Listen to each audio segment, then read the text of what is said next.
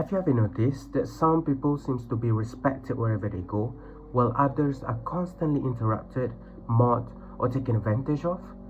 What if the difference isn't what they deserve, but what they tolerate? That question became the foundation of this poster, "You get what you tolerate." When people hear the phrase ethical communication, they often think about choosing the right words. I wanted to suggest something different. Most people think communication begins when we speak, but communication also happens when we remain silent. Every time we ignore disrespect, laugh at a mean joke, or accept unfair treatment without expressing a boundary, we are actually communicating something, not with words, but with permission. Silence teaches the world how to treat you. That realization changed how I look at everyday situations. Harmful behavior rarely begins as something obvious.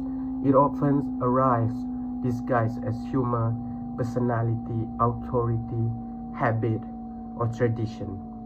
And because it doesn't always look serious, we convince ourselves that speaking up would be an overreaction. Most of us have laughed at a mean joke that was actually mean. Most of us have stayed silent to avoid making the situation uncomfortable. Most of us have told ourselves, "It is only this once." But only this once has always become every time. As I developed this poster, I realized it wasn't really about bullying, free riders, disrespectful bosses, passive smoking, or unequal family responsibilities. Those are only examples. The real message is about all the moments we convince ourselves that staying silent is easier than speaking up. And that made me ask myself a difficult question. What have I normalized simply because I never challenged it? This poster is not asking us to become confrontational. It is asking us to become intentional with how we communicate. It is asking us, because you are not responsible for another person's unethical behavior, but you do influence whether that behavior repeats in your life. The outcome this poster hopes to create is a renewed culture of respect, where harmful behavior is no longer mistaken under different names. The poster also hopes to increase accountability of harmful behavior by addressing it instead of allowing it to hide behind social norms.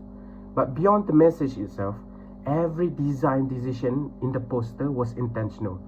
For example, the poster wanted the visuals to communicate philosophy before the audience even began reading. Instead of bright colors competing for attention, the poster chose muted, desaturated tones to create a serious atmosphere. The goal was not to overwhelm the viewer, but to invite them to pause and think. Moreover, the people are shown as silhouettes rather than detailed individuals. This was intentional because the poster is not about specific people, it is about all of us. By removing the identity, the audience is more likely to see themselves in this situation instead of seeing someone else.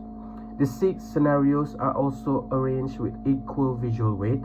None is presented as more heavy or more important than another, because unethical communication does not exist only in schools or workplaces.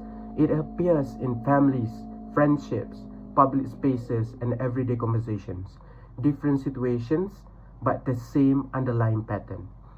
In the background, there's another message that is intentionally faded: tolerance, signal, pattern, and reality.